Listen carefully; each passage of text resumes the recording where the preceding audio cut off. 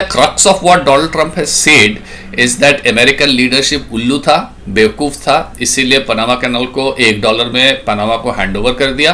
Pressure में आकर Panama ने चाइना को मोरलेस टाटा बाय बाय बोल दिया है। अब तक इंटायर वेस्टर्न हेमिस्फीयर के ऊपर यूनाइटेड स्टेट्स ऑफ अमेरिका का कंप्लीट मैरीटाइम सुप्रीमेसी रहेगा। यह ट्रम्प का एक प्लान हो सकता है। मेरे को लग रहा है कि GIUK को लेके बहुत जल्दी बात होने वाला है। GIUK को लेके अगर बात होता है तो ट्रम्प का गेम प्लान क्लियर हो जाएगा। Russia has introduced Yasen and Borei class submarines. Gaza को रिवियरा बना देंगे। When this becomes a reality then there is a chance Ben Gurion Canal also becoming a reality. There is one channel that connects Asia with Europe and the West and is guarded by Israel and USA. और direct military involvement में जाने का जरूरत नहीं है, मुझे sanction लेके खेलना है। Jai Guruji and Namaskar and welcome to Heartland Airy. Today we are going to try a guessing game खेलेंगे। Guessing game खेलेंगे किसको लेके? The future of geopolitical equation।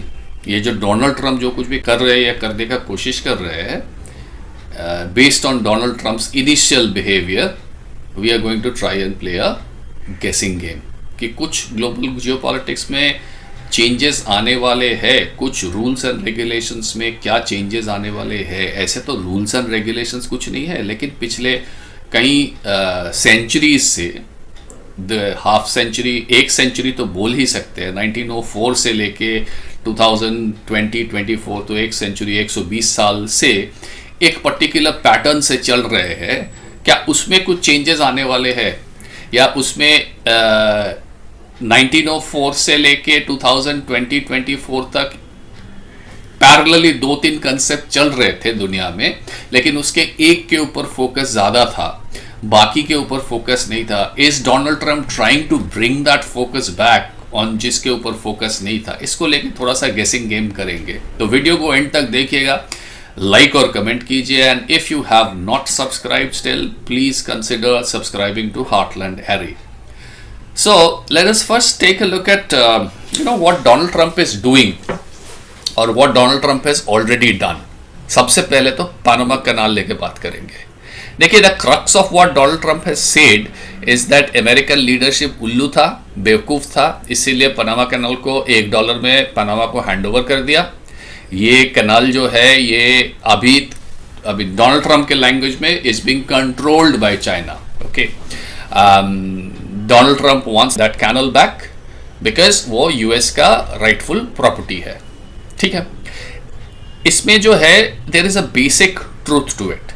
United States ने ये जो कैनाल है पनामा कैनाल, इसको यूनाइटेड स्टेट्स ही ने क्रिएट किया था। About the historical significance and background, ये तो आपको कोई भी गूगल सर्च करिएगा, वो अटलांटिक और पैसिफिक को मिलाने वाला जो था, यूएस का ईस्ट कोस्ट से वेस्ट कोस्ट का जो कनेक्टिविटी था, उसको लेके बहुत सारा आर्टिकल्स है, एसेज है, you can read, even research material भी है। इनिशियली पनामा कैनाल को, तो इसको लेके हम बात नहीं करते हिस्टोरिकल सिग्निफिकेंस और बैकग्राउंड को लेके। इनिशियल ये जो पनामा कैनाल था वो यूएसए ऑपरेट करता था, फिर उसके बाद पनामा को हैंडओवर कर दिया। और ये बात भी सही है, जो बोल रहे हैं कि कंट्रोल कर रहे हैं, ये बात सही है कि China exercises a fair bit of control over the canal. कुछ साल पहले पनामा गवर्नमेंट ने क्या किया, पनामा पहले ना ताइवान को एक सेपरेट कंट्री के हिसाब से रिकग्नाइज करते थे, जो कि दुनिया में बहुत सारे वेस्टर्न कंट्रीज की एक पॉलिसी रहा है। लेकिन of late over the past few years Panama government has latched on to one China view, मतलब they are trying to close up with China. तो वो लोग ताइवान को अभी जो मानते थे पहले, अभी वो मानना छोड़ दिए। So they now consider China to be one and Taiwan to be a part of China. और इसके बाद चाइना का पनामा में इन्वेस्टमेंट भी बहुत बढ़ गया। सो ये बात सही है कि and a large chunk of that investment has been in the Panama canal region. So it is true that China has got a good measure of control over the canal. अभी मैं ना BBC से एक coat आपको पढ़ रहा हूँ। 2 of the 5 ports adjacent to the canal, 2 of the ports, ये दोनों पोर्ट का नाम है Balboa and Cristobal, which sit on the Pacific and Atlantic sides respectively, have been operated by a subsidiary of Hutchison Port Holdings since 1997. ये BBC का news है। Now ये crucial है। एक अटलांटिक के एंट्री पॉइंट पे, एक पैसिफिक पे एंट्री पॉइंट पे, दोनों ये पोर्ट है बल्बो एंड क्रिस्टोबल, ये दोनों एकदम स्ट्रेटेजिक पॉइंट पे बैठा हुआ है और इसको कंट्रोल कर रहा है Hutchison. Hutchison holding is a Hong Kong based company और हांगकांग डिफैक्टो चाइना का है।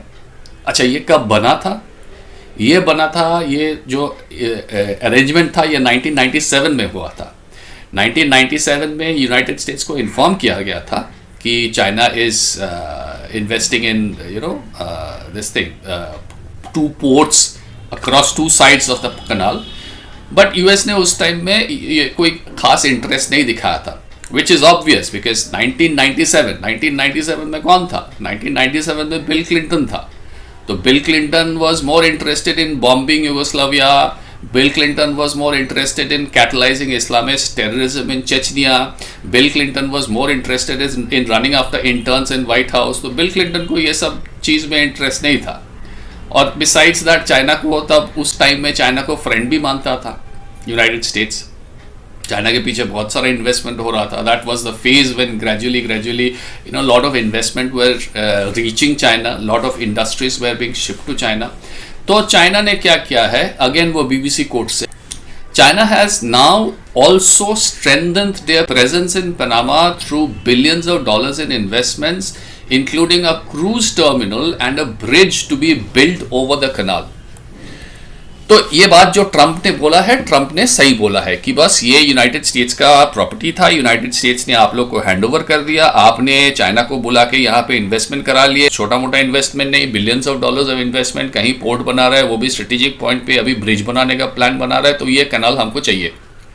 तो अभी क्या हो गया, ट्रंप का जो ये जो प्रेशर टैक्टिक्स है, ट्रंप का जो ये नेगोशिएशन ओपन करने का जो तरीका है, पहले एक इमेंस अमाउंट ऑफ प्रेशर लाते हैं, तो इस प्रेशर में आकर पानामा ने चाइना को मोरलेस टाटा बाय बाय बोल दिया है। अब तक उसने ये बीआरआई प्रोजेक्ट से भी अपना नाम उठा लिया है, जो कि चाइना का एक बीआरआई प्रोजेक्ट को तो आपको पता है, तो Panama earlier was a part of BRI, अभी पनामा नाम उठा लिया है बीआरआई से। But going back to Trump, we should not think that this is going to end, because Trump is going to bring more pressure on the entire Mexico, Panama and Latin American region।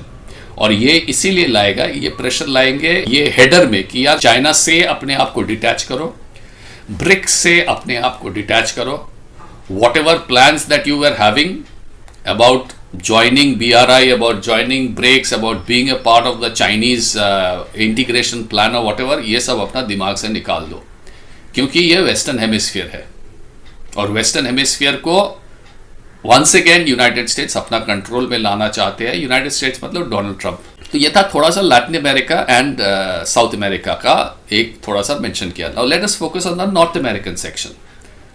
और अगर ये Panama canal वाला जो discussion अभी चला, अगर if we look under that light, फिर Trump का जो ये ग्रीनलैंड और कनाडा को लेके जो ऑब्सेशन है, ये भी लेकिन उसी विजन को कॉम्प्लीमेंट करता है।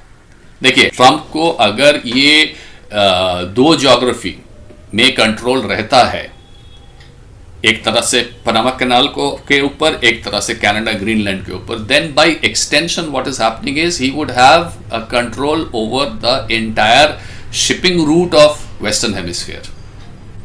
कनाडा और ग्रीनलैंड के ऊपर अगर कंट्रोल आ जाता है तो he would have a control over the future shipping route, because future shipping route में because Arctic ice is melting, ये सब कनाडा ग्रीनलैंड एरिया में से बहुत सारा स्ट्रेट्स, बहुत सारा पैसेजेस निकलेगा जो कि कमर्शियल शिपिंग रूट बन सकता है।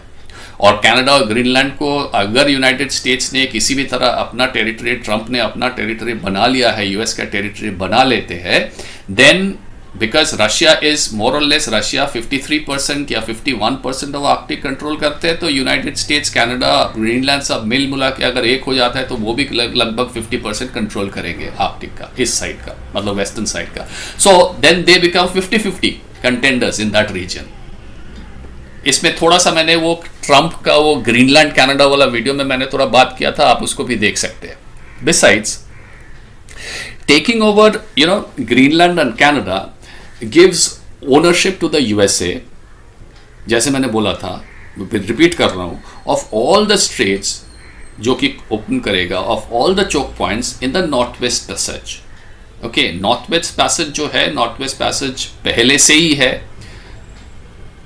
That is the Arctic part of Canadian waters, जहां से शिपिंग होते हैं, उसको नॉर्थ वेस्ट पैसेज बोलते हैं. That is presently Canada's territory, तो कनाडा का जुरिस्डिक्शन है. अगर यूनाइटेड स्टेट्स कंट्रोल कर लेता है तो यूएस जुरिस्डिक्शन हो जाएंगे. उसके साथ साथ जो नया रूट्स ओपन हो रहा है, सो ये सब मिला के this becomes an incredibly important strategic move for maritime supremacy in the western hemisphere, जो कि मेरे ख्याल से Trump is trying to look into it that way. As you know, जो एग्जिस्टिंग रूट अभी है नॉर्थ वेस्ट पैसेज का, existing route जो है अभी पैनामा कैनाल का, फ्यूचर रूट जो बन सकता है once the Arctic ice melts, ये सबके ऊपर, मतलब एंटायर वेस्टर्न हेमिस्फीयर के ऊपर यूनाइटेड स्टेट्स ऑफ अमेरिका का complete maritime supremacy, complete and monopoly maritime supremacy रहेगा. ये ट्रंप का एक प्लान हो सकता है. और क्या क्रूशियल चोक पॉइंट्स है आर्कटिक रीजन में, and there is a reason why I am telling you all of this, क्योंकि जैसे जैसे वीडियो में हम लोग प्रोग्रेस करेंगे आपको पता चलेगा.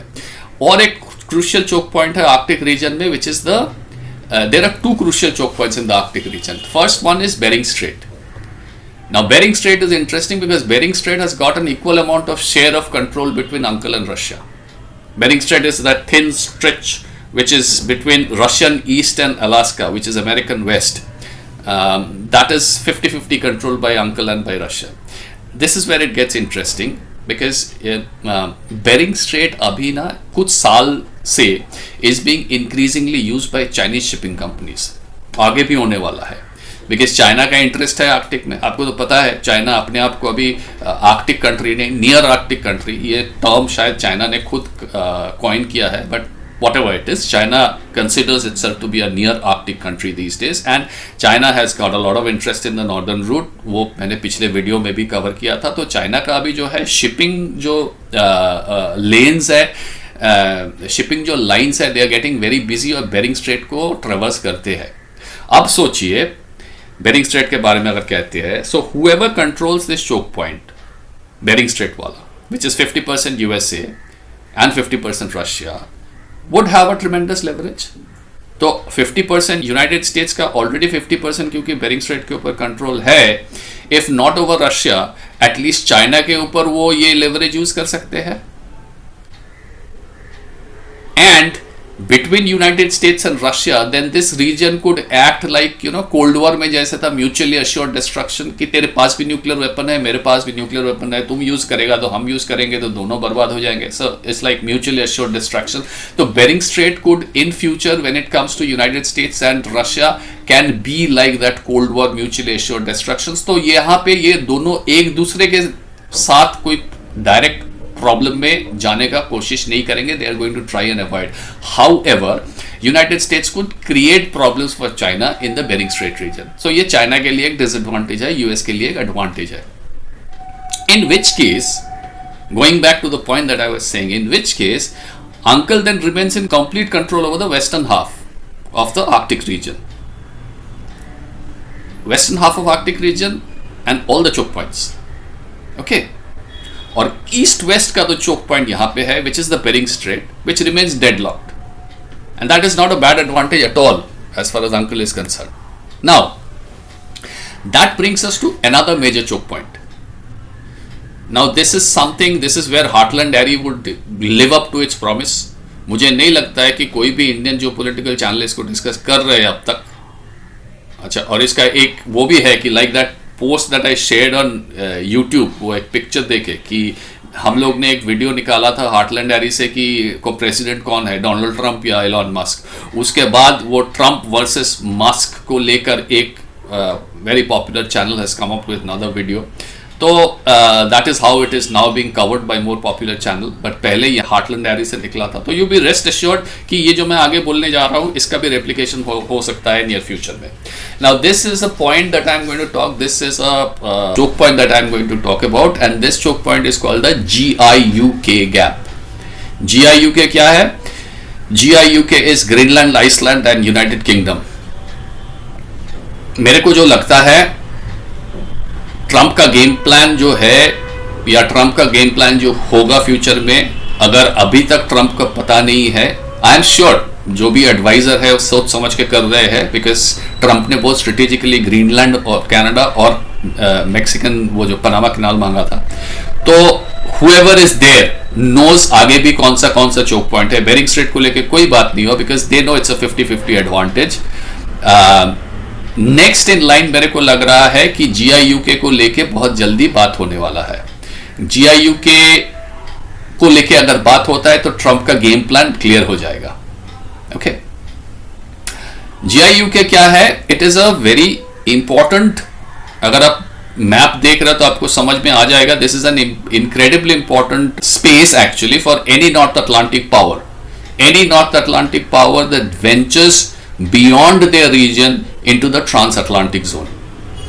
GIUK गैप जो है ये अटलांटिक और आर्कटिक को कनेक्ट करते हैं, और ये ना नॉर्थ अमेरिका और नॉर्दर्न यूरोप के बीच का जो मूवमेंट है, मैरीटाइम मूवमेंट है, इसको फैसिलिटेट करते हैं।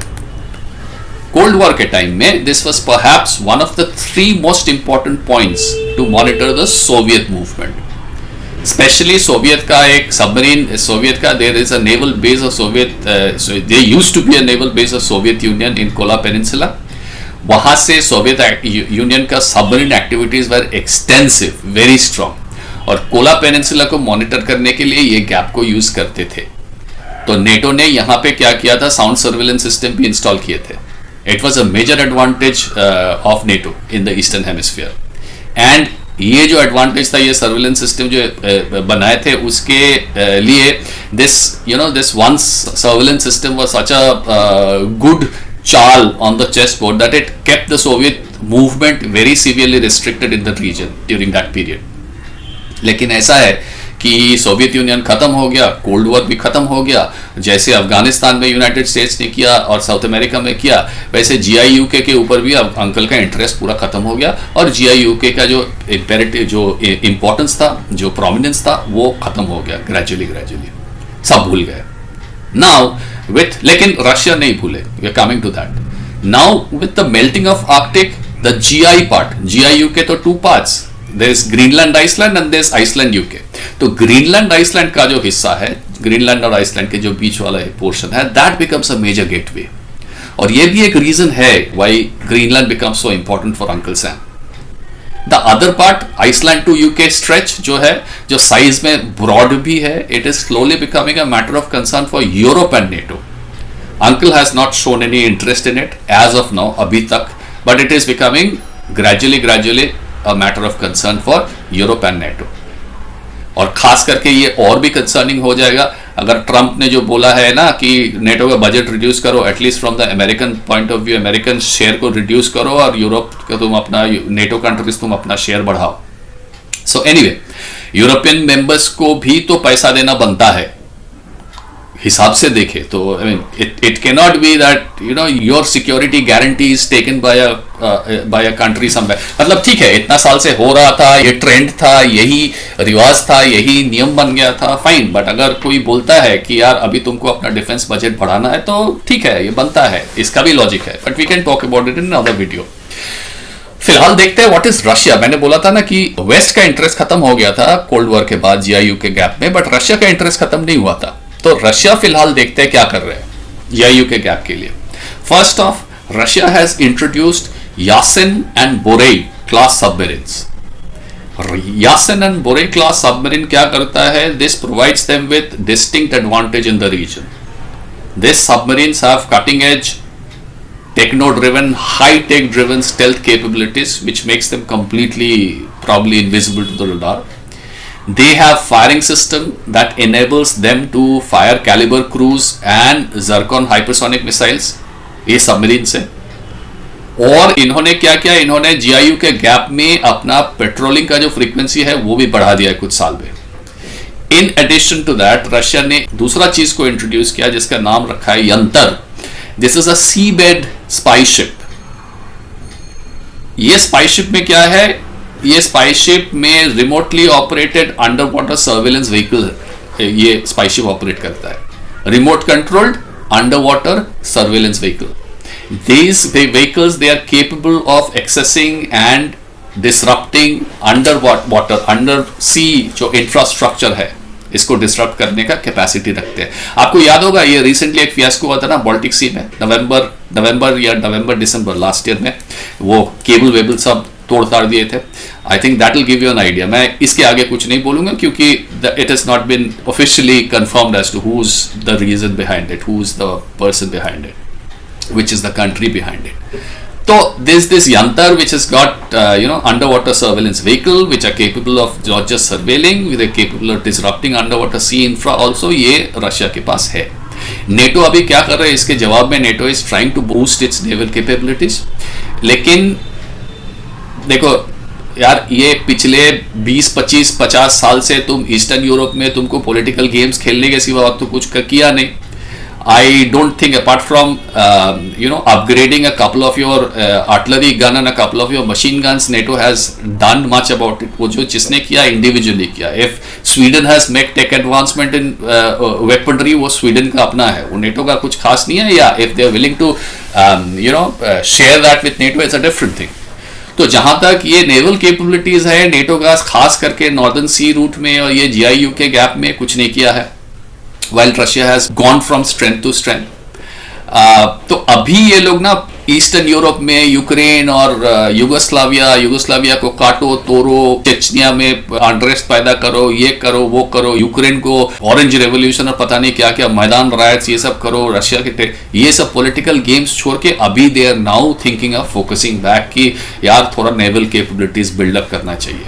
लेकिन वो कितना क्या होता है रियल लाइफ में, that is something which remains to be seen, because it's not that easy. So I believe जहां तक डोनाल्ड ट्रंप का सवाल है, उसको यूके चाहिए और ये ग्रीनलैंड और आइसलैंड वाला गैप को सिक्योर करने के बाद डोनाल्ड ट्रंप हो सकता है would be interested to focus in the Iceland UK part. और आइसलैंड यूके पार्ट में अगर डोनाल्ड ट्रंप फोकस करता है तो he would want to drive a hard bargain with EU and NATO कि फोकस हम कर रहे हैं, वेस्ट की तरफ से कर रहे हैं, ग्रीनलैंड आइसलैंड पार्ट हम देख रहे हैं, which is to say United States, and Iceland United Kingdom part तुम देखो, which is to say NATO. तुम लोग देखो, पैसा निकालो, do something, get yourself technologically advance so that you can counter Russian predominance in this region. तो ये हो सकता है case would be from Panama Canal to the North waste Passage to the Bering Strait to GIUK, United States अपने आप को कैसे secure कर रहे हैं उसका एक पिक्चर आपको अभी मिल रहा होगा। What ever I am discussing now, it looks remarkably something like Trump has rediscovered the Monroe doctrine. Western hemisphere is completely United states property, complete unapologetic securing of western hemisphere for United states, और not just securing western hemisphere, creation of an exclusive US influence zone there. इसी में mention करना जरूरी है, मेरे दोस्त Aditya Chaturvedi has written a fantastic article, छोटा सा आर्टिकल है न्यू इंडियन में, I am enclosing the link here, आप उसको, and he is also been assuming the same thing कि this is Donald Trump's rediscovery of Monroe Doctrine and Monroe Doctrine is going to come into play once again. तो उसको आपको अगर interest है, 5 minute का article है, पढ़ लीजिएगा। और ये मॉनरो डॉक्ट्रिन वाला पॉइंट जो है, जिसको लेके अभी मेरा अपना ओपिनियन बताया, आदित्य का नाम बताया, इसको दिमाग में रखिए, because we are going to come back to it in some point in time. Now let us look at what has been Trump's focus on Gaza. Very interesting. Everyone is thinking Gaza as a piece of real estate, I am also thinking it that way. हाँ, लेकिन वो होता है ना, लेकिन बोल के एक छोटा सा पॉइंट है, वो लेकिन बोल के छोटा सा पॉइंट हम आपको बताएंगे। फिलहाल तो देखते हैं ये गाजा का रियल एस्टेट वाला चक्कर क्या है। गाजा का रियल एस्टेट वाला चक्कर जो है, ट्रंप ने गाजा को खाली करने के लिए बात किया है और ये बोल रहे हैं कि जॉर्डन और इजिप्ट को पैलेस्टीनियन रिफ्यूजीज को ले लेना है।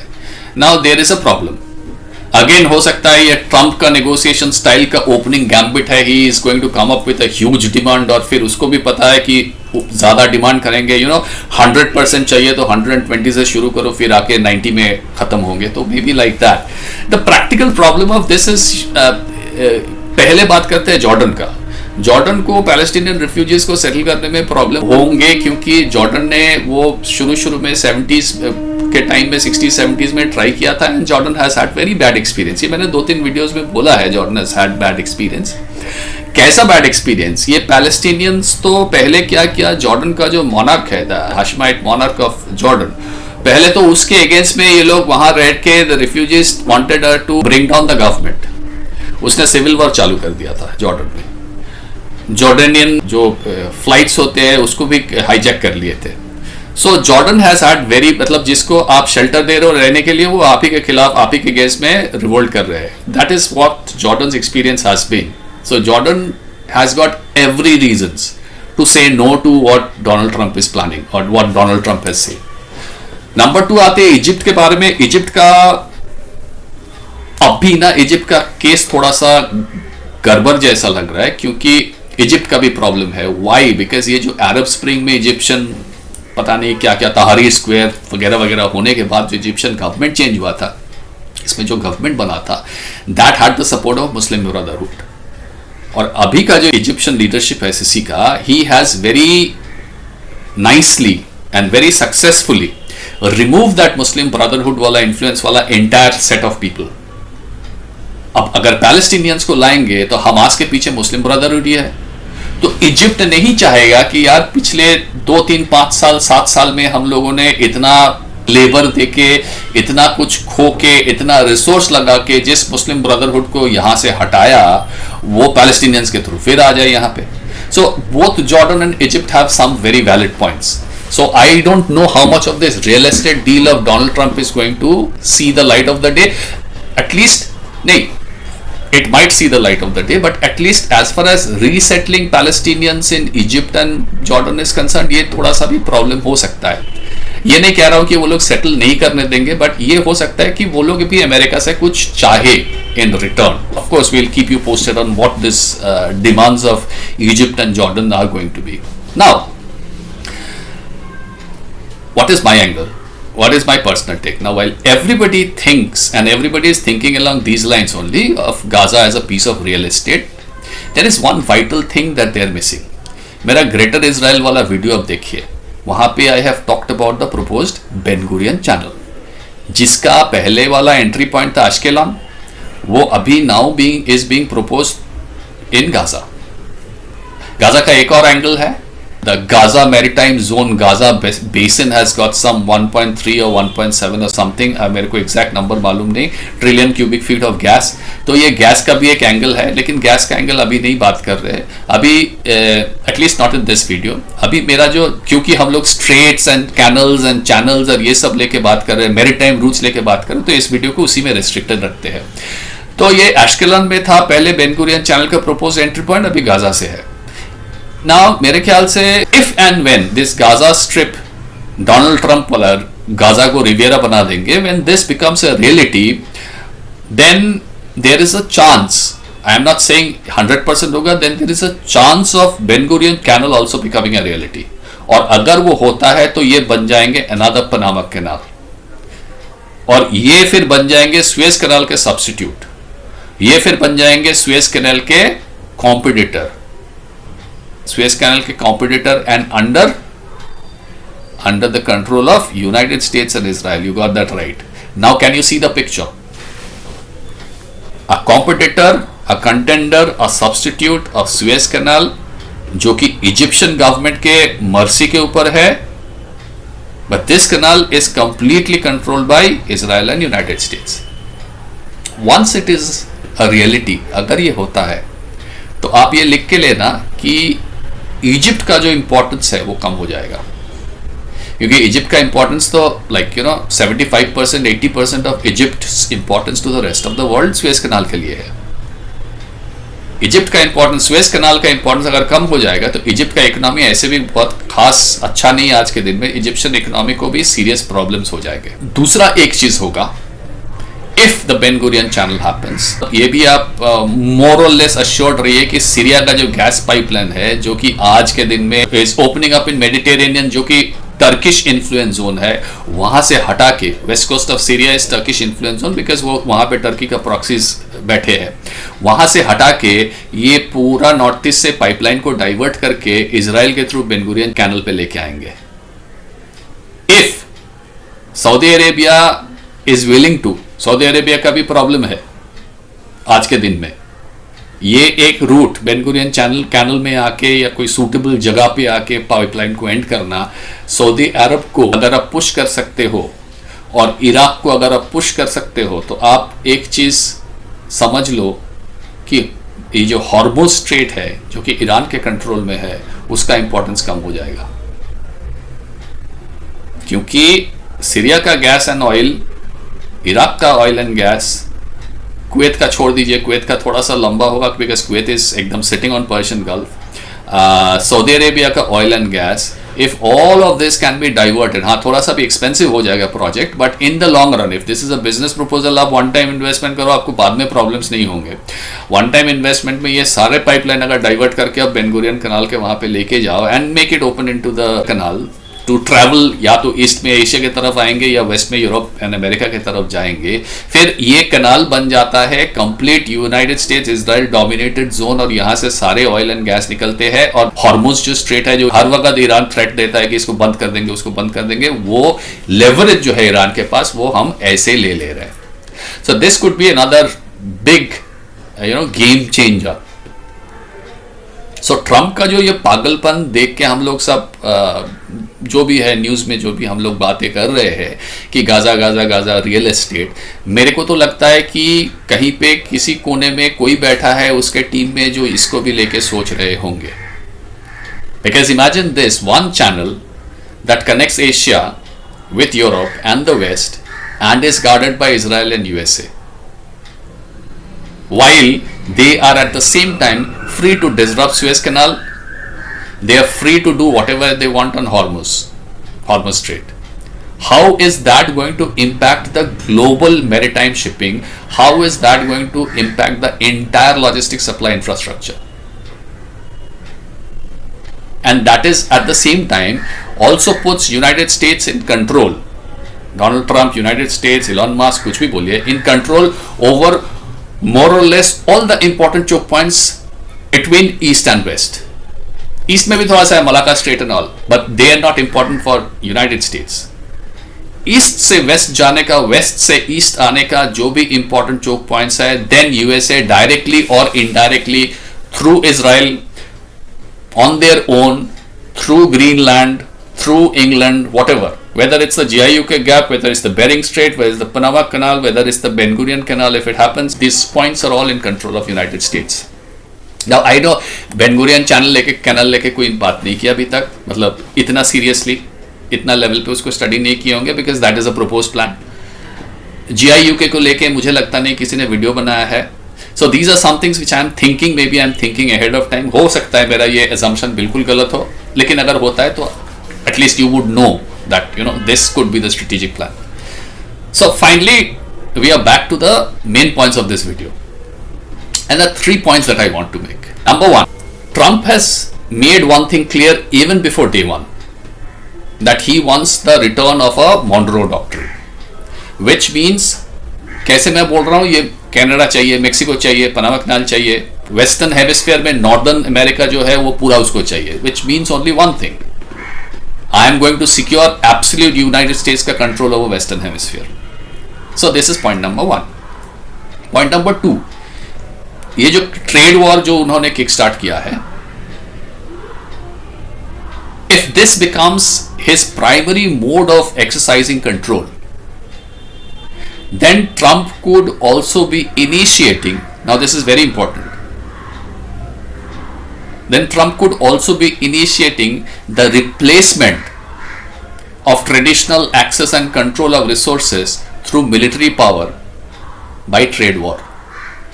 मतलब geopolitics has always been about access and control, right? हमको उस चीज का एक्सेस चाहिए, हमको उस चीज का कंट्रोल चाहिए, उसके लिए मैं मिलिट्री पावर दिखा रहा हूँ, उसके लिए मैं वॉर पे जा रहा हूँ, उसके लिए मैं रेजिम चेंज कर रहा हूँ, उसके लिए मैं कलर रेवोल्यूशन कर रहा हूँ, मैं कुछ भी कर रहा हूँ।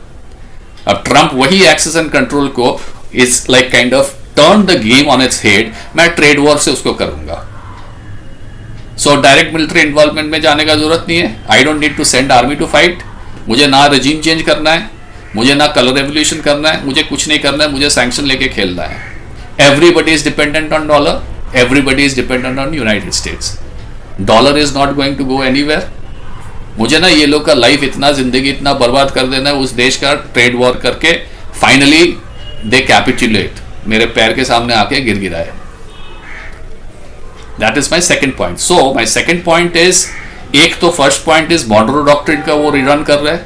सेकेंड पॉइंट इज, हो सकता है वो हार्ड वॉर, मिलिट्री, ये वो एटसेट्रा एटसेट्रा, इसको चेंज करके, ये कंसेप्ट को चेंज करके he wants to bring in trade Wars.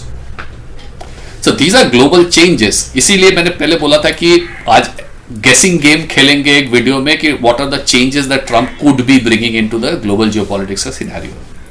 3 number point, if he is not willing to stop at this too, and if सच में जिसको लेके हम लोग गेस कर रहे हैं बेन गुरियन कैनल लेके, if Ben Gurion canal is brought back on to the table, then आप रेस्ट अश्योर्ड रहिए कि वो सिर्फ मॉनरो डॉक्ट्रिन नहीं ला रहे हैं, वो अल्फ्रेड महान का टेनेट्स ऑफ मैरीटाइम सुप्रीमेसी भी ला रहे हैं इस गेम में. ओके और अल्फ्रेड महान का मैरीटाइम सुप्रीमेसी का टेनेट्स लाने के चक्कर में he is even blending the famous American enterprising mind and creating a new choke point which is the Ben Gurion canal.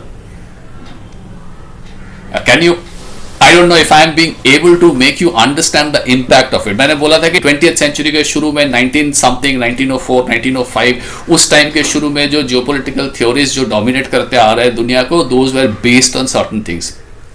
Yeah, those geopolitical theories जो हम लोग मेरे चैनल देखते हैं, जो मेरे आदि के साथ, आदि अचिंत के साथ डिस्कशन सुने हैं, we have always been talking about Spykman and Alfred मैकेंडर, heartland rimland, heartland में एक्सपेंशन, रिमलैंड से कंटेनमेंट एटसेट्रा एटसेट्रा. इसमें उससे पहले 19th सेंचुरी में, लेट 18 समथिंग में, 1840 1870, there was this gentleman called Alfred Mahan, who is an American and who is supposed to be the godfather of maritime strategies.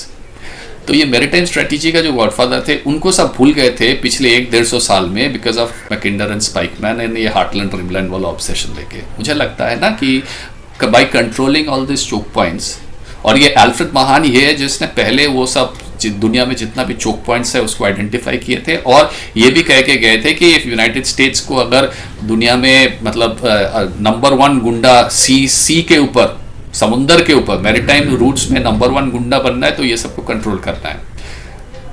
Donald Trump is trying to control all of those maritime choke points at least on the western side of his world. और अगर Ben Gurion channel को ये बना, Ben Gurion Canal becomes a reality, फिर तो ये sure हो जाइए कि वो सिर्फ वहां भी कंट्रोल करने का सोच रहा है, वो यहां भी कुछ हद तक अपना कंट्रोल, मतलब इस साइड ऑफ द हेमिस्फीयर भी अपना कंट्रोल एक्सटेंड करने का सोच रहे हैं. So Monroe's territorial exceptionalism, point number 1. Point number 2 is access through trade war. Point number 3 is control through Alfred Mahan's maritime dominance. At least as of now, these looks like the 3 choices of Donald Trump. Okay, दोनों तो आ गए हैं, 2 are out. The first 2 are out, trade war and Monroe Doctrine. 3 number मेरा guess है, I don't know. Let's see if this is actually the game in the making. Because to my mind, I see some sense there. You know, if uncle can clamp down on you with sanctions and trade restrictions, then as I said, he doesn't need to change your government. He can do whatever he wants to do. Example के तौर पे India ने कुछ ही दिन पहले बताया कि India is not going to dump dollar trade for international trade, right? So that's a clear cut example in front of you. So questions बहुत सारे हैं, like is trade war then now going to replace the NED and US aid and George Soros version of regime change and tactics in future, or is it going to be a mix of the two? Next question is Trump going to soon, इतना देर तक video में जो discuss किया, is Trump going to soon include Alfred Mahan also, maritime supremacy and control over all the crucial choke points? How is this game going to look? Does he have a well charted plan? As of now, Trump's plan is to make America great again, and it looks like it is based out of older American isolationism का जो फंडा था, उसके साथ साथ Trump ने एक add कर दिया है trade supremacy, trade war, trade sanctions, which is specifically based out of dollar dominance. तीसरा मेरे को लग रहा है कि इसमें अमेरिकन मैरीटाइम सुप्रीमेसी भी आ जाएंगे in the western hemisphere, and chances are that he is going to try and expand that. He is going to try and expand that. अगर Ben Gurion Canal, it's a lot of ifs and buts, lot of situation, condition, बहुत कुछ option, बहुत कुछ आ जाते हैं. अगर Ben Gurion canal बनता है या उसको लेके बात चलना शुरू हो जाता है अगले 3-4 महीने में, तो यूरोप और एशिया में भी कंट्रोल लाने का प्लान हो सकता है. In which case it will be interesting to see what happens to BRI. That brings us to the end of the video. I'm sure this picture would get more and more clear with time. Meanwhile, I'll keep coming back to you with more analysis, more updates as and when I get them, and as we move through 2025. So thanks for being with me. Please like, share and comment. Jai Guruji and Jai Hind.